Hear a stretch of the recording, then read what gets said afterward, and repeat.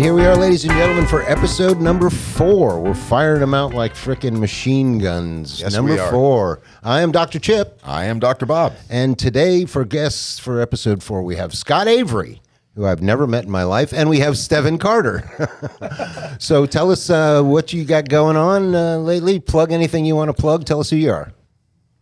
Scotty, go ahead. All right, then, yeah, I'm nobody. I'm not important. I'm happy to be here. We'll talk about that movie, too. We were talking about the Coen brothers before this. And Barton Fink, I live the life of the mind. No, I'm a local musician for 40 years. I've known you for probably 30 of them. Yep.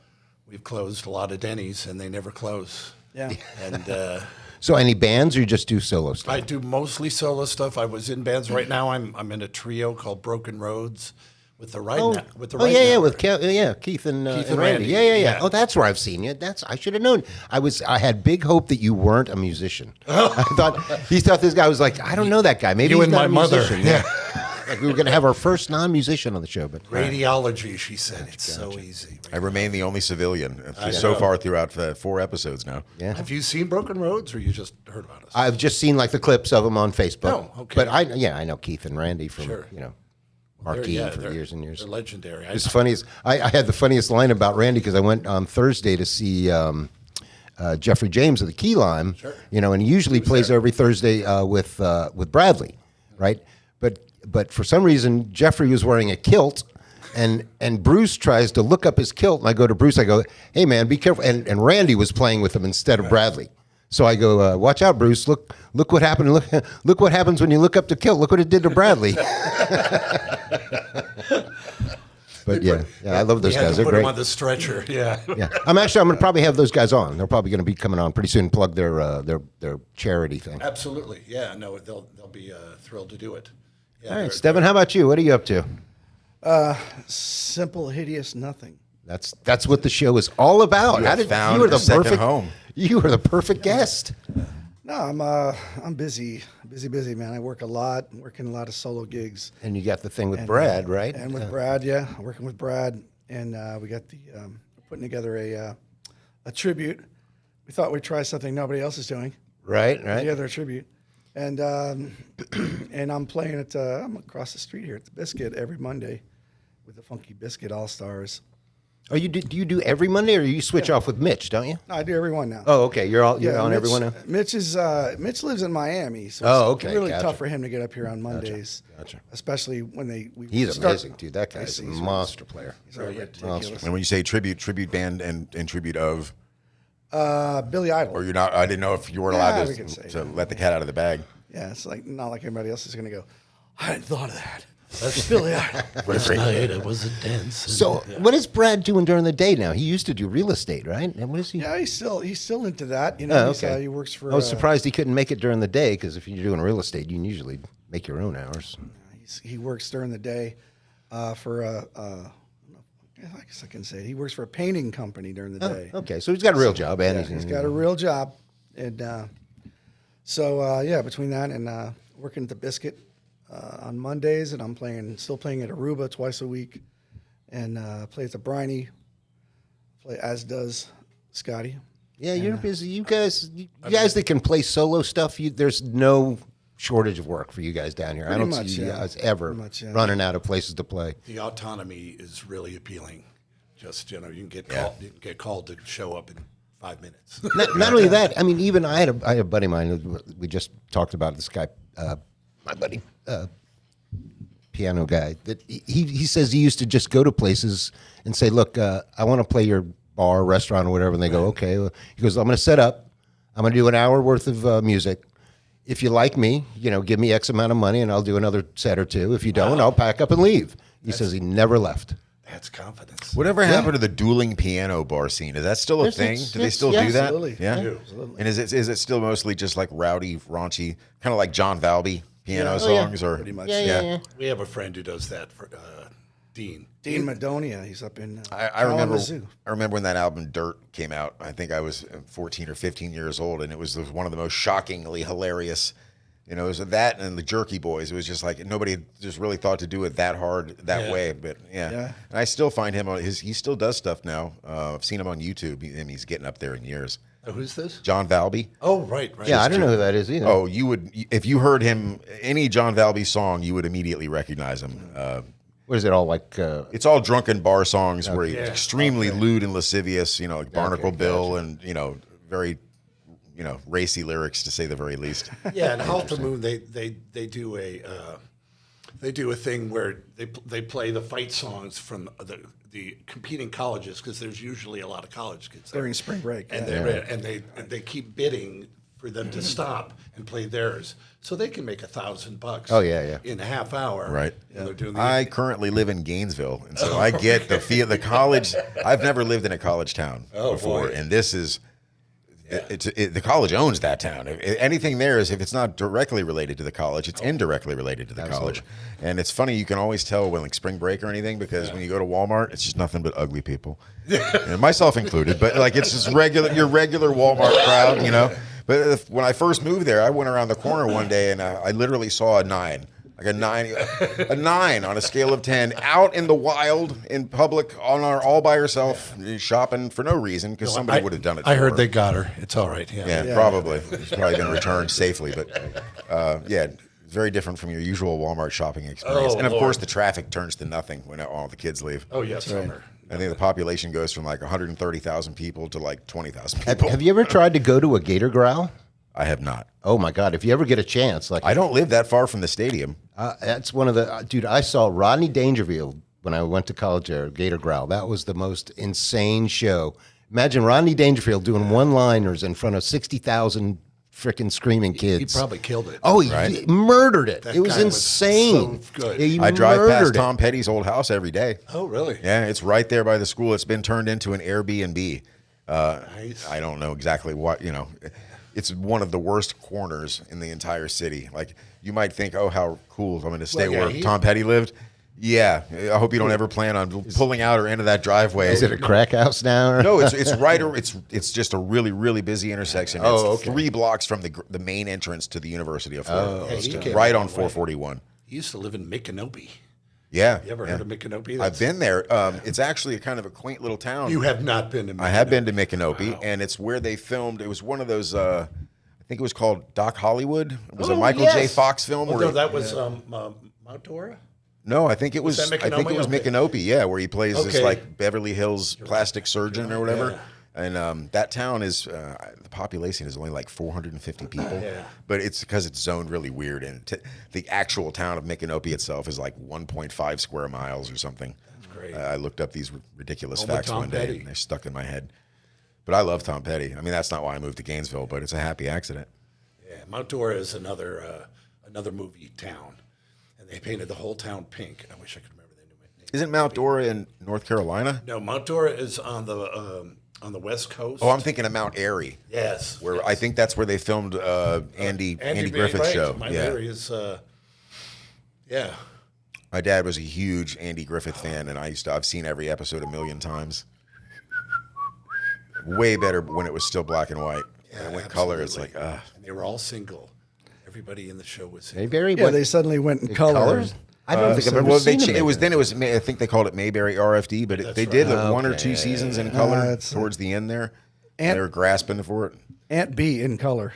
No, it doesn't help. It's like porn in HD. Some things didn't need to be improved. Here now. Yeah. Is there any better character though than Floyd from Mayberry? I mean, that's the barber. he was the best, Floyd the man. barber. He was just such the weirdest dude. I mean, do you think he was gay? You think he was ambiguously gay? I don't know. I kind of got that vibe from him. Like he was like the hairdresser guy. I mean, a small town's got to have one. There are no men in the continental United States named Floyd Well, that are gay. didn't Gomer Pyle start off there Yes. on that That's show? true. So That's there's true. your Yeah, one that's small true. town guy that was gay. for sure. Don't drill too deep into the Gomer and Goober thing. 'Cause, No. Phrasing. I don't want to drill too deep at all. Be There. Gomer, I'll be Goober. Yeah. That was a pretty successful spinoff, though. Gomer Pyle USMC. Oh, yeah. Yeah, Frank Sutton, Sergeant Carter. Sergeant Carter. Yeah. I've been called that. I've been called Coach Carter because I look like a football coach and not a musician. In my heart, you're You're too big. You guys are the giants of the Beyonce music Carter. Well, yeah, when I joined Riverdown, man, they were like, this guy looks like a football player or a football coach rather, and So you got to breaks, play. man. You got to play with CJ, right? yeah, Oh, I love CJ, man. He's everybody loves CJ. He's hilarious. the greatest. Man. Here's my CJ story. So he would come in and sit in with Furious George every once in a while for whatever reason, and every gig he would bring the frickin' the chimes. Oh yeah, Every gig, it's like, Chimes. what the hell are you bringing those for? Well, and inevitably 2 or 3 times in the night, what the? Maybe it was a tax write-off to transporting him around. and Could stuff. be, it could be that. He was hilarious. That guy was just so hysterical. funny. What is he doing now? He's up north or something now, right? He's Was taking care of he's his from mom or Buffalo. something. Yeah, he's from Buffalo. So He was up there taking care of his mom. Could have or been something, some I think. bizarre private bet with some individual, patron. Oh, or it something. would have cracked You me know, I up. dare you to play the stupid chimes at every I one of your would gigs. crack I'll give me you up. $1,000 a year, a month, whatever. I would sometimes I'd be like, hit it now. Now's the time. it was it was CJ's CJ great. and it was Howie Hughes and what's that singer's name? I Robin, forgot, Jimmy. some Jimmy something. Jimmy Robinette. Yeah, it was Jimmy. And so yeah, I it know was- that guy. Damn it. CJ used to sing Hey can't Jealousy with me. Always with a hat. Always a cowboy hat. Yeah. And now it's the trucker hat. Always got a trucker hat. Yeah, now he's into the trucker hat okay. phase. I was part of his cowboy phase. Yeah. I think he's still with the Southern blood. I think he still rocks the cowboy hat every once in a while. Jimmy? Yeah. Oh, I was talking about CJ. Talking about CJ. Oh, CJ. Oh no, CJ is always the cowboy hat. Yeah. Although he did occasionally wear a trucker hat, but he was usually a cowboy. Jimmy uses a variety of hats. He was one of the best drummers with the worst sounding drums. Like his Really? drums always just sounded like, they always just sounded like wet boxes or something. Great drummer, but it's just like his drums. It was like, dude, you ever tune those things? Yeah, Or that Spawn kit. That Spawn kit was pretty nice. It was You beautiful. toured Rush. He was a Rush fanatic. Yeah. really? I That's wanted to why I be- had the chimes then. Yeah, There you go. I wanted to be Neil Peart so bad when I was a kid. Man. You started on drums, didn't I you? started on drums. Yeah. Everybody starts on drums. Literally. I mean, when you're a kid, everybody's. It's impossible. That's the two. There's 2 musical instruments that everyone possesses. Everybody can beat on a table. Everybody has a voice. Yeah. Those are 2 instruments you're born with. You usually, Pat Farina said that too. He's like, "Oh, my first instrument is drums." I'm like, everybody's first instrument's the drums. What about really. as far as like the cost of entry? What's the? Now, obviously, you don't need to start off with a Neil Peart drum set, but if you do want to learn to play drums, what's the cheapest thing to learn how to play? Is it cheaper to learn pick up acoustic guitar or? Yeah, acoustic guitar is the cheapest. I had a really. practice pad. Well, as Yeah, but I taking mean, a lessons. drum set. let me explain as You the need space. as for that the clearly expert as in well. sloth, let me explain my whole musical journey. It's exactly how it started. All right, so I went in musical. I started music band in like 7th grade, and they're like, "Oh, what do you want to play?" And I'm like, "Well, what do you got?" Well, oh no, you don't provide your own instrument. I'm like, I don't. What? My mom's broke. I don't have no money. Well, we got a tuba. Okay, I guess I'm playing the tuba. So I started playing the tuba. You are not fat enough to get away with playing a tuba. No, I was good on the tuba, dude. I eventually played tuba in junior high, went into high school, got into marching band, eventually got up to like first chair trombone. Yeah. At one point, I could even sight read music at a certain level, but I couldn't do it awesome. I couldn't do it anymore now if you paid me. That's But, why uh, you're lean and mean. You were marching with a Well, here's tuba. the thing. Yeah. Here's the yeah, right. Oh man, that was such a pain in the ass. The whole marching thing. It was like, Was what that the down hell? here? Oh yeah, That was Yeah, hot. we were out here, out on the field with the football players. Yeah, That's they were suffering. practicing Yeah. one, and we were on the other side. But and then about 10th. See, when I first started, when I got to high school, marching band was cool. Like everybody in marching band, like the senior class president was in marching band, like all these really popular kids. Were like, and by the time I got to like 10th, 11th grade, I looked around, it was like, oh my Lord, there's nothing but geeks in here. I was like, I'm out. And then I ended up, I think, trading, I traded a trombone and some cash for a bass guitar and taught myself how to play bass. Good call. Never really ever, with any intention of ever doing anything other than sit in my living room and play bass. What made you gravitate toward bass rather than guitar? I think it's Two just, less strings. Let's Yeah, truly, yeah. It was gotta be well. way Here's the thing: easier. when I was a kid, my dad always played a little guitar, and he always had a guitar laying around, and I could plunk around on it and figure stuff out, like to the radio, but always just one string at a time. So I was like, I never, and not only that, if I ever try to play guitar, my fingers just are too fat or something. I can't seem to only fret certain. So it's just bass was easy. I So might it was be like, I might be overthinking it, but was it the connection with the tuba playing the bottom of the well, arrangements? I must say, I think I hear a lot. Yeah, Might be onto something. No, I hear a lot more of the lower end than the like. As a matter of fact, he's a big music fan, but we listen to music I'm not completely a different. musician. But I listen to like the drums and We the need- bass and we stuff need like you that. people. He Yeah. listens to lyrics. Yeah. You know, like we were on the way over here. I was like, I can't even hear what this guy's saying. I don't know. And he's like, oh, you can't hear it? I'm like, nah. But I don't even listen to that. I listen to the low end. And here's I think, like, I don't think I hear the same way everybody else does. Like, for instance, like, you know, they say try these in-ears. I had somebody try to tell me I was going to have to use in-ears. Yeah. And they brought me some that had like 50 different like settings to try in your ear. None of them fit. None of them. I've never had anything that ever fit in my ear right. So I think my ear is just shaped differently than others, and I think I pick up more low end than other people. Well, do. you're definitely better than I am at hearing the individual sounds of the individual instruments and different tracks, and I think that goes for all musicians, and I think that's one of the reasons why I'm not one, because my brain does not seem to possess that ability. I have a hard time singling out one sound or one instrument. Well, there's definitely, Except for the human voice. I would say people are definitely predisposed to be musicians, because I know people that have tried to be musicians, and you're just like, you're just never going to. It's a struggle. You watch them. And and it's just like it's just not going to. You either have something or you don't, and at some level, it's like, Yeah. Well, I was told one time by a musician, a very accomplished musician, and he said there are parrots and non-parrots, and he said there's parrots are, in other words, you can teach a parrot to say words, but you can't teach them to talk. And he said there are a lot of musicians out there that are just parrots. You know, they can play what they've heard. that's me. They can play what they've heard. They can learn the song. They can play it note for note and all that. But like, you put them off, you get them try to free form or do anything like that. And it's really Don't a ask me to struggle. solo. They don't speak the language. Yeah. They And don't. there's a lot of, you know. And so he's like, "Don't be a parrot, dude."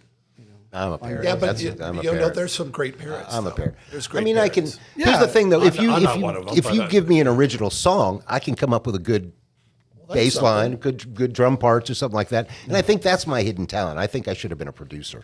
Truthfully. Yeah. We were talking about that earlier too, about the difference between, you know, when a band is covering a song, when they attempt to make it their own, or when they really are trying to sound note for note as close to the original as they can. My daughter's and obviously, like in a tribute band, the whole point is to sound as much like the original as you can. Absolutely. But Disappear. I frequently like it when a cover band, you know, makes it their own or turns it around a little bit. Sometimes so much so that that's really the version of the song. I mean, think about Joe Cocker's "A Little Help with My Friends." Oh. You know, that's his song now. Absolutely. You know what I mean? Absolutely. It's nothing like the original version, except for the fact that the lyrics are the same. But My daughter does an act now. She's in the business now. I've been at this so long. And keyboard, vocal, no tracks, no nothing. And she's, you know, she had an old dad, so she listened to everything in the world. Got really into Ella Fitzgerald. So she does contemporary music, 60s, 70s, everything, but it's all her own stuff. It's all sounds like her. She puts her original music in there. It's seamless. And I'm really proud of that, because I have nothing against people, you know, just. So what's her name? Well, she calls herself Our Lady Avery. Her name is Julia Avery, and she plays a lot of the Tommy Bahamas. She plays at a place called Revelry in West Palm Surprised I've Beach. never heard of her. Well, she's new. Okay. Yeah, but- she's only been doing it for a little while, a few months, right? Well, it's Sounds been about great. a year. It's been about a year. If you go to my Facebook page, you'll see all her stuff, and she's got a Facebook page too, and she's good about promoting. And it's very jazzy, very, you know, it's contemporary. Right. But she's, I'm just so admire, because we kind of got whooped a little bit to, you know, conform and, you know, keep it lively, keep it going. The people need to hear, stop the tape. Yes. Okay. Every song needs what we call a hook. You know, we slapped around a lot coming up in South Florida, because everything's ultra commercial. You know. Yeah. And I'm a songwriter guy, so I heard that you're a John Prine fan. Huge John Prine fan. I'm more Yeah, I'm my more mom really- in that world than I'm in, say, a Journey. Yeah, I love his story too. The fact that he was just a mailman in mailman. Chicago and went up, and did so well that they were like, "Can you come back?" And he flipped out because like, "Yeah, I'll come back," and realized I don't have any other songs. I got to go write more I have songs to write immediately. more songs. And then who should show up? Who heard about him? Chris Christopherson and Paul Anka showed up at his show. Oh, no kidding. I didn't know that. Imagine them hanging out. Yeah, what was that night like? Right, Yeah. right. No pressure. Big Steve Goodman fan as well, of course. Oh, that's the whole scene. Well, they Yeah. were all buddies. Yeah. Yeah. Steve Goodman. My mom also really turned me on to a lot of the singer-songwriters, 70s stuff like the Eagles, and mostly more than anything, Jackson Brown. I listened I to just so hate much the Jackson Eagles, Brown as man. a kid. Get out of my cab. When I was a kid, and a lot of Dylan and the Byrds. You're a lyric The guy. Flying Burrito Brothers, and just, Fantastic. I love that. It speaks to me, great lyrics, great, So she had I forget the name of the book, but it was basically Bob Dylan, a giant big hardback book that was the lyrics to every song he'd written. I know. They've And updated she it. had read through that thing so many different times. And it was wedged right in between all the latest editions of the PDR, which that's the physician's desk reference. That's what people that like to do drugs used to have to reference before they had the internet when they wanted to look up, what is this pill? What does this look like? Oh, it turned to page 4,722, and there's a picture of it. Usually too late. Yeah. And every 2 years, you got to get the new edition because Don't do that's where that, the man. patents have changed. Did you see the Dylan movie? I haven't. I have not. No. I heard played it's great, him? though. I heard it's great. Who plays them? Timothy Chalamet. Yeah, it's Who the is guy that? from The the guy- Dune. Yeah. Okay. Okay, It's so in clearly a very young Dylan. Oh, Yeah. it's totally the New York. Is it when he like electrified? Yes. It's the whole Greenwich Village when he was hanging out with Woody Guthrie. Right. I haven't even seen the Elvis movie yet either. Oh, really? That was pretty good. I thought it was Better good. than I was, yeah. I was an Arlo fan too. I know all the words to It's exciting to Alice's see. Restaurant. Oh. Not that that's anything to be proud of. That's a lot. That's a lot. That's you spent some time. And the motorcycle song. You must have been moving the needle back. It just okay. What's this now? Yeah. Back in the day. Yeah. That's how we learned stuff. My Well, friend- I worked at, it's funny. One time I worked at this place called Peter Allen Designs, and it was a glass and acrylic factory, and it was a very mindless, mind-numbing, boring job. One of the things we had to do was bevel glass. Take these mirrored glass, and you put it on a conveyor belt, and it runs through a belt, and it bevels just the bottom part. And you got to collect it off the belt and do it. If it's an 8-sided, an octagon, you got to do 8 different turns. Well, it turned out that the octagon sets of the 5-inch glasses took exactly as long as it took to sing Alice's Restaurant. And if you started singing it, as you started loading the machine, you would be finishing up the song as you pulled the last 3 pieces of glass off the line. how did you figure that out? Out of sheer boredom one day, but One once day I you realized repetition? it, I started. I Fucking made did. sure that I did it in front of the foreman, and it just look on his face. And then the foreman started giving you shorter songs. So you could get more accomplished. It only works on different sizes. It had to take different amount of times. The belt speed doesn't alter. The only thing that changes it is the size of the glass and how many times do you have to turn it. Okay. So a square is only 4 turns. Big People out squares there are pretty easy. Doing real work. All right, we're getting into too much math here. I was told there'd be no math. Oh, it was a really bad job. We dealt with this stuff I think it was called cerium, and it turned out Is that like order? spice? Cerium, and it's basically this like fine powder that they mix with water. They have to run through all the machines to keep the glass from scratching. It's spice But from it's Dune, like no? super carcinogen. It's like really bad for you. Oh, yeah, and there's You should no way not be exposed to it at all. And I'm sure I huffed And plenty you're of going to it. breathe it. Yeah. Yeah. It was all in a enclosed So environment. I got that Nobody- going for me. Which Yeah, is, exactly, which is nice. Yeah, Yeah. Yeah. Yeah, nobody wore masks back then. Right. Real job. Is your other kid into music or? Absolutely. Yeah. Grace is up in Orlando. Because I know she's doing the. She I've seen some of the shows that you've posted. But Yeah, and she's guitar. Julia is keyboards. Grace is guitar. Grace has a friend with a studio. They did this real emo sounding song that Grace wrote. It's wonderful. The effort we used to have to make. Oh yeah, it's so much. Yeah. is Well, the this- thing is that to record unleashes so much something. creativity in people It like just bubbles. the thing that Yeah. the Is thing this that under Our Lady Avery, or is that a different? Arla, this is a different. This is Grace Avery. Grace but Avery. Our Lady Avery is who you can all. That's what the people would search for then. All Okay. your listeners can go see Our Lady Avery, and she's quite wonderful. But no, I'm as as pleased as can be, because I didn't push music. I just had it on all the time. Yeah. And, we were the family that would, when we traveled, we'd go to museums and geek, just nerdy dad syndrome. Do your kids play at all? Oh my God, my kids! I have 3 kids, and my daughter Ashley, who's 26, she plays guitar, she plays piano, she sings, got a beautiful voice.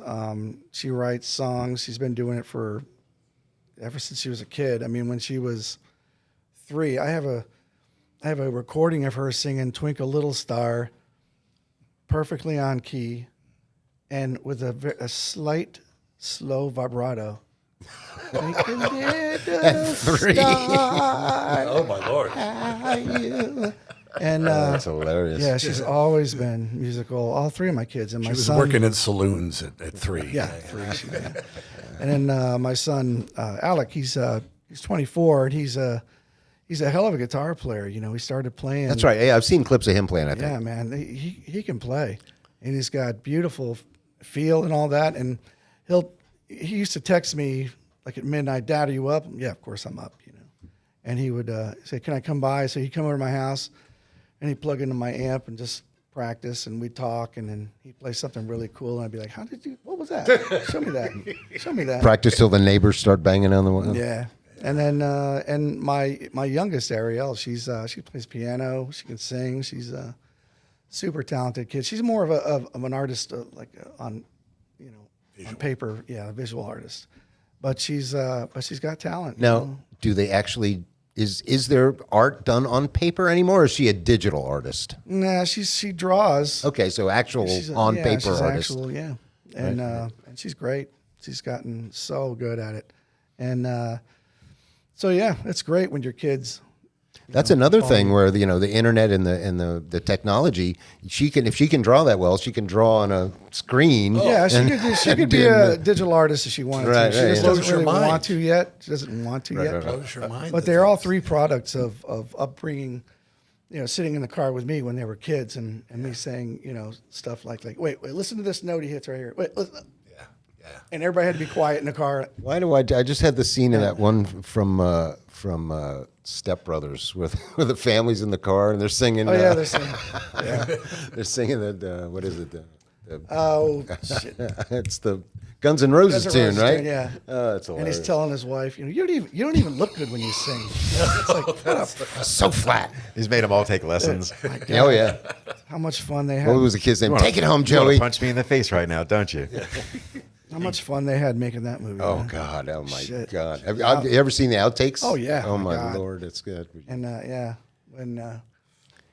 mean, Those guys have great chemistry. They were great in Talladega Nights too. I mean, that's not nearly as funny of a movie in my opinion, but the chemistry between them is still great. yeah. What's the other guy? Will Ferrell. Although there and- was a what's the couple other of great guy's name? lines in there, John C. especially Reilly. John C. Reilly, yeah, especially yeah. the lines with the kids. When the little kid is like, "I'll come at you with all teeth and nails like a spider monkey." That's one of my favorite lines in the movie. Oh my God. I like the way he talks to you. And what's funny too is that the old man's name is Chip. The dad's name. yeah. I like the way he talks to you, Chip. All you ever did is make a hot daughter. Ruthless. Man. I'll tell you, we do, for some big oafs that we are. I think we'll own up to that. We have beautiful kids. Yeah, I don't know. I'm not sure what happened. I mean, it's really their mom's pretty. That's why you learn an instrument. Check your postman. Yeah, people have said, people They're have all said, blonde. Oh, your daughter is so beautiful. Her mom must be pretty. Right, yeah. Oh, I get that all Nice. the time. Yeah. A nice left-handed Thank compliment. I you. get that all the time. Yeah. So, but yeah. Well, how did you two meet? I need to know a little bit about. I have known him since I was 14 years old. First job I ever got. I 10 lied. years? Yeah, Holy. I lied about my age to get this job as a busboy slash. I think I was working the salad bar at a restaurant in West Palm Beach. That's at the what Gathering. you started there. Yeah, it no matter doesn't what you even- did, that's what you had to do. Start the work there. Yeah, place doesn't even exist anymore. So at the, Salad bars don't exist. yeah, that too. Yeah. So at the time I lied. I was 14. I lied and told the guy I was 16, and he goes, "Oh, that's funny. I thought you were older." Which that's kind of a, He did. I when was you're a kid, surprised. though, that's I thought he you was like old. that. Like, so you want people to think you're yeah. older than you are. So I started working there then and met him. And my buddy got me the job there, and he's a little bit older than I am, but we started hanging out pretty much right away. I've known him ever since then. Well, we've worked at a couple of other places together different too, places. like Highlight and Highlight, no kidding. Yeah, that was a fun job. That must be crazy. It was interesting. But yeah, I've known him through thick and thin, through some long, crazy stories and tough times, and we've been in some interesting situations. Yeah. We were just talking about hospital stories earlier today, and I had to get this. So like back in, I think it was 2010, I had to have brain surgery. Not like deep in the brain, like just right at the stem, but still, like sketchy Brain and things could have gone pretty bad. The stem is important. Yeah. Like it was, I hear good things about the stem. Yeah, I was promised some degree of paralyzation, which thank God did not occur. Yeah, but like, he's I was lucky. told that going in. I love your choice of the word promise. Promised. Oh, I was that's told terrible. that there was that there was a growth in the spine, and that he horrendous. goes, in order to remove it, I will have to cut into your spine, and there will be some paralyzation. You get a twitchy doctor.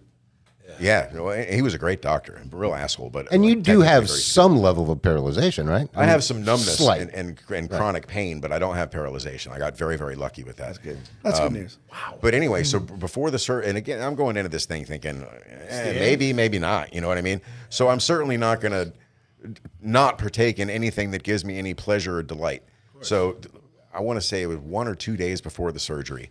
He does me a solid. He scoops me up.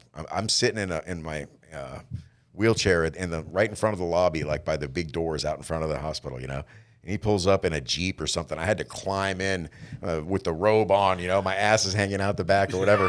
I get in the Jeep, we go around the corner and smoke, I think 1, if not 2 joints. I got a really good buzz. He takes me back, and I get back up to my room, and the fucking anesthesiologist for the surgery is waiting for me. I had no idea that I was even going to have to meet with this person or that they were going to be there then. So I walk in reeking of pot. You know what I mean? I didn't brush my teeth. I didn't do anything to attempt to cover it up. No breath mints, no certs, no Visine, nothing. So this guy clearly knows what's going on, And my records had already shown that I smoked cigarettes. So he asked me, we'd already gone through on the records of how many cigarettes do you smoke, or whatever. And he goes, so how much marijuana do you smoke? And I said, what do you mean? Like, what do you mean by how much? And he says, how many? Coy. He goes, how many marijuana cigarettes do you smoke in a week? And with zero hesitation, I said 70. And he did one of those. His eyes got like that a little bit, And I said, there's 7 days in a week. I said, about 10 a day. 10 times 7 is 70. It's not affected my ability to do simple math as of yet, And he just shook his head. You're dealing with a big brain Yeah, here. they tell you that's not too bad. And I had them right now too in the parking lot. So he brings out this, I think it's called a sphagometer or something. It's basically a thing you blow into it. It measures the displacement that your lungs produce, and you have to maintain the level of this mercury in this little thing for a few seconds or 30 seconds or whatever. Anyway, based on my height and weight and blah, blah, blah, I scored a 94 percentile, lung percentile or something. Wow. And he looks at it, and he made me do it again. And I got a 92 the second time. So, I was a little winded at that point. Yeah. And he goes, I can't explain it. He goes, but you have the lungs of somebody 10 years younger than you who doesn't smoke. You're cleared for surgery. Wow. So then it did a reminded good me. thing. Go ahead. Yeah. Years before that, when I was in 10th grade in Twin Lakes High School, I had a crazy biology teacher that was really which fond. one? Mr. Koff. Oh yeah, I remember Ed Scott. Koff, Yeah, yeah. K-O-P-F. Yeah. All right, so Mr. Koff, if you had your hand up or something and you were waiting to get his attention, this is what you would get. And he was bald with bulgy eyes. His head would roll up and he'd go, and it was so creepy every time he would do it. But some of the stories he would tell us, one day he brought in a very similar device to the one that the anesthesiologist used, which was basically to test our lung capacity. And at the time, I did not smoke cigarettes. I was 15 years old. I'd been smoking weed for about a year. And I think I blew like 115%, which is obviously, you know what I mean? And it just means you have like a big thoracic cavity, like your large set of rib cage. So there's more room for your organs and lungs Should in have there. been a singer. I probably should have. I should have opera. belt it out, yeah. He said he'll kill it at a karaoke. I can do some karaoke. I got to be good and drunk, though. But some of the stories that apparently he attended a couple of like state executions because he was interested in the process. Who, Mr. Koff? Mr. Koff, yeah. And he related these stories to us in class, and he also would go on these little tangents about poisons and how they acted on the body. Because it was so weird and creepy and interesting, I've never forgotten it. I've never forgotten it. That's where I learned. Isn't that funny? Out of all the teachers, you probably remember him. That's where I learned about tetanus. All right, so tetanus causes strychnine poisoning. So strychnine is the toxin that's produced by the bacteria. Doesn't it freeze you out? And what it does is it causes all of your muscles in your body to contract at the same time.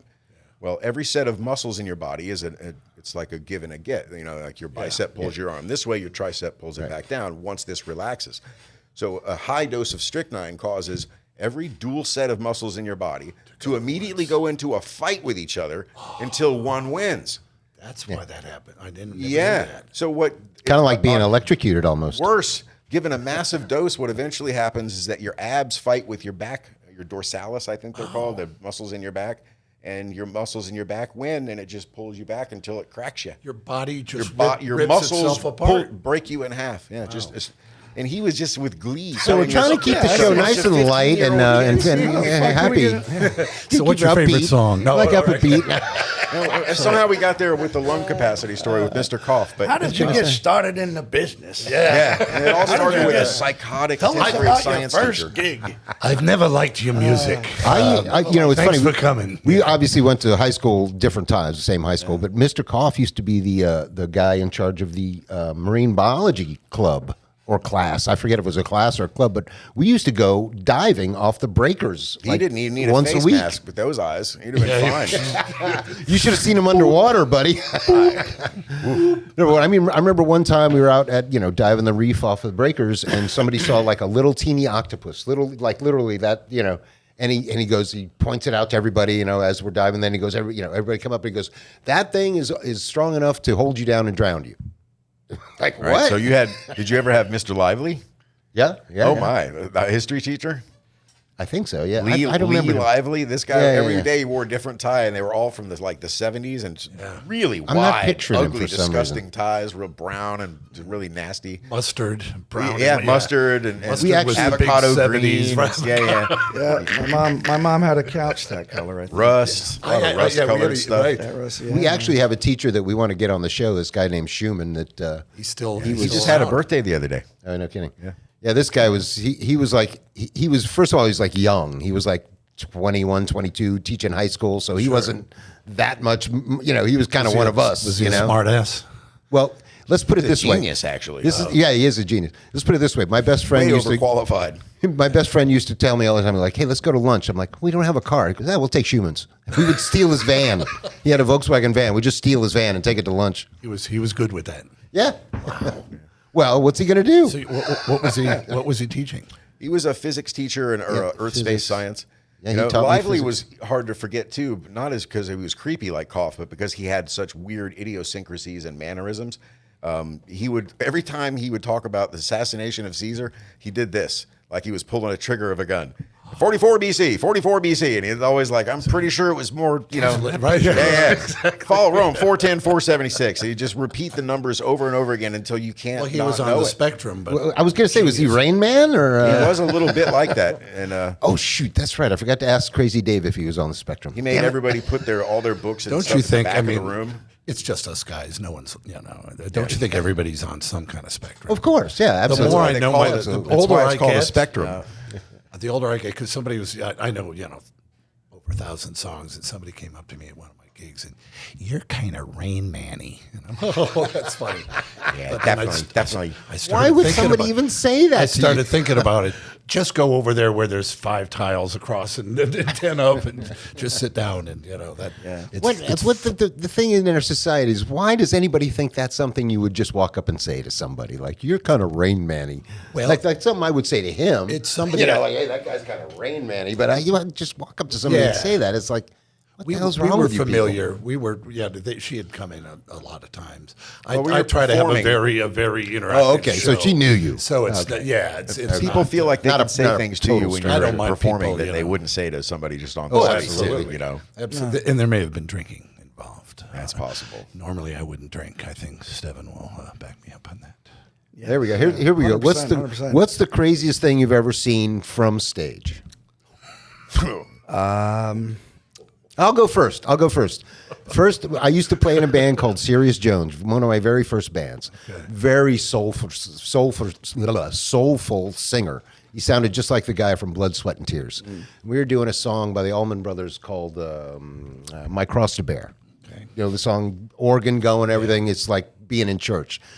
So all night, and this is back when you played 4 or 5 sets a night, but we were like a house band, so we didn't have to move our shit. But anyway, so all night there's this guy in a wheelchair, all night, rolling around, dancing around on the.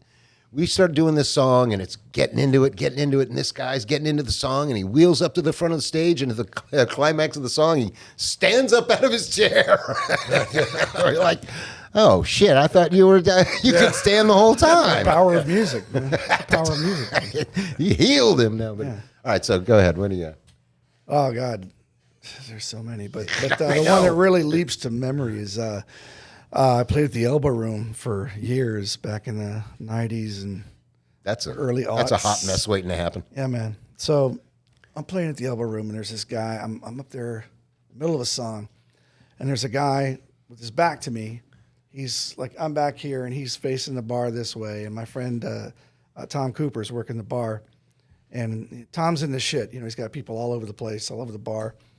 And this guy is absolutely hammered. He's a few times almost fell off the stool, you know. And then all of a sudden I see him do this. I'm going to have to do a visual here because otherwise it's not as funny. But I see this guy do, I'm going to take the. Yeah, go ahead. He all of a sudden gets out of his chair. Like this.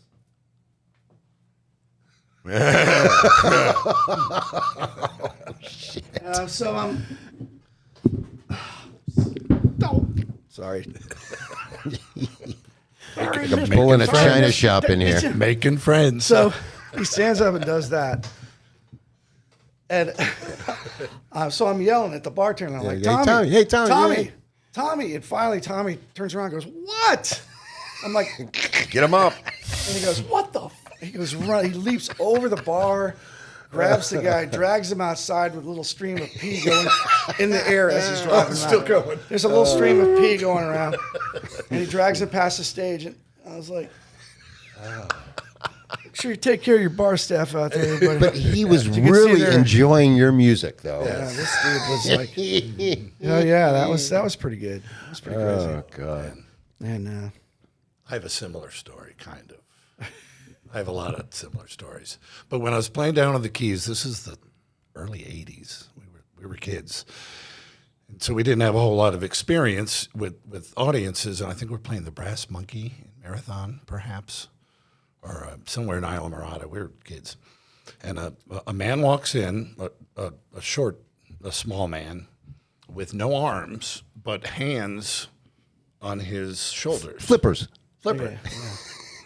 You're way ahead of I me believe here. that is the You're way ahead of me. politically, And of The course, technical, that's the medical politically term. correct term is flippers. and of course, you know, I'm saying to myself, don't gawk, don't look, don't don't look. So, look at the bench.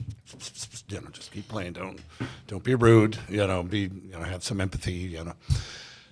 A friend of his clears the table off. He gets on the table while we're playing, and he starts acting like he's a fish. And everyone, and I'm really, oh, he's a regular. Okay, I see that. But, That's brutal.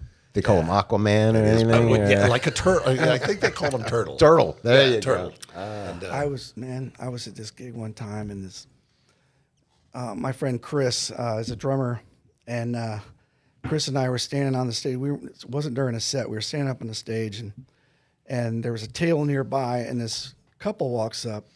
This is really dark, man. So this is dark. Okay, just let you know. I'm warning you ahead of time. That's so not you. Yeah, I know. It's me. You're a sunbeam. So this couple comes in, and they have this young kid. He's probably about maybe 13, 14, and he's severely handicapped. You know, he's in one of those motorized wheelchairs, and he's in bad shape, and he has, I can't believe I'm telling this fucking story, but he has this. Just us guys here. It's okay. Yeah, it's just nobody else. Let it out. Don't worry. So they're giving him straw, you know, and he's drinking out of a straw, and he's got this cup, you know, down here to catch everything when he's like it's coming out of his mouth, you know, and we're watching him, and I said, you know, like I said to Chris, I'm like, man, that's so sad, you know, I hate to see that, you know, because it's tough on the parents, you know, and we're seriously talking about it, you know. Right.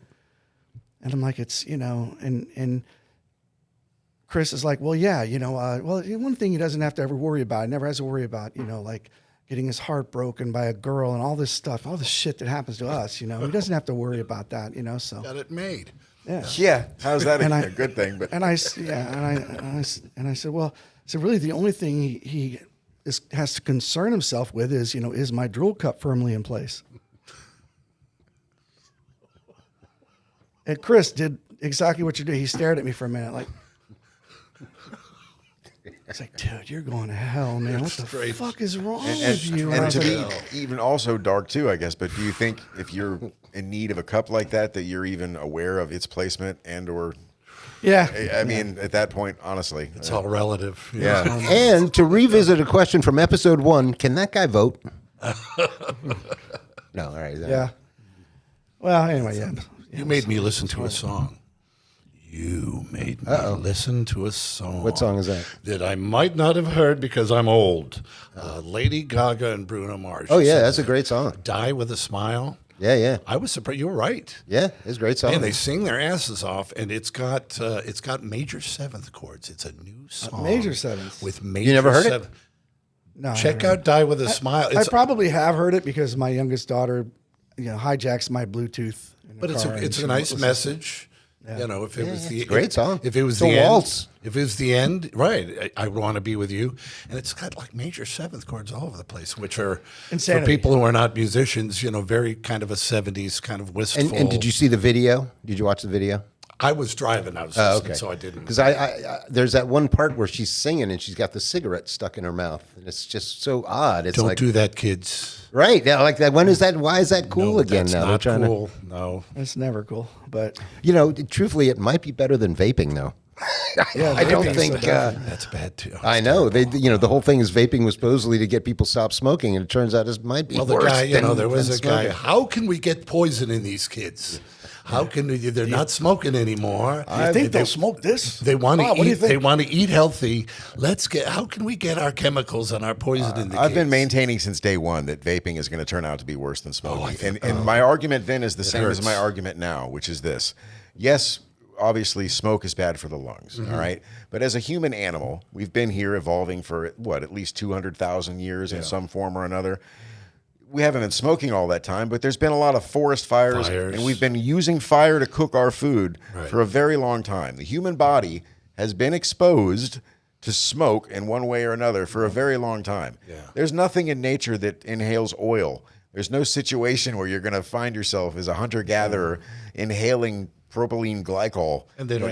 They don't So feel there's no- beholden. And when people say, well, the ingredients are safe, yeah, the ingredients are safe if you eat them. You know what I mean? That water is really good for you too, but don't breathe it. Exactly. It matters the way in which your body absorbs this. Don't sit at the bottom of the ocean, kids. But Yeah. Well, I think we're out of time. It's Yeah. time to Look at time that, to gentlemen. move on Time to the just next flew episode. by. You guys were great. I was appreciate try you to coming. sell you some Amway. I did. There we go. How old am I? Is Amway still? My parents did Amway. That's one of the great pyramid schemes For a minute, that never yeah. went anywhere. yeah, that but, got skunked. not like Social Security. Well, it's a pleasure. It was a pleasure having Yeah, both it's a you pleasure guys. meeting you, for having Scott. us, man. Thank Go you. see these guys wherever they're playing as soon as you can, and hopefully your Billy Idol thing will get going soon. And if you need a bass player, hit me up. I know all that stupid shit. Of course you Who are you using anyway, Nando? You fucking parrot. Hey, No, I'm perfect for a tribute. I'm a use parrot. No, Fernando. Yeah, Nando. Yeah, he's Fernando's great. on Nando's a the great player. He's a great White player. parrot. And he's a beautiful guy, man. He is. He's a good-looking guy. I even had a girlfriend that one time when it was like I used to wear tank tops, and she's like, "Nah, he wears it. You don't wear the tank. He's got the arms for the tank tops. You don't wear the." We got Nando on the poster. That's all you need. As long as you got Nando on the Oh, yeah. Oh, we have Morgan. Morgan, the keyboard player. You know Morgan? I don't know Morgan. Yeah, Morgan. She plays with Euphoria. I don't know her. I don't Anyway, know. I she's don't, very- I don't she's know a very lot pretty. of girl keyboard players. Unfortunately, I wish I knew more. Yeah, but yeah, she's very pretty too. So you get it's her and Nando up front, and then me and Brad sort of in the back, Skulking in the back. Yes, very good. and Steve Marinero on drums too. We got to get Brad on here because Brad's entertaining. He's a funny guy. Yeah. Yeah. All right, guys, we got to get out of here. Thank you. Thanks, guys. Thanks for coming. We'll see you next time. Good luck with See you, everything. folks.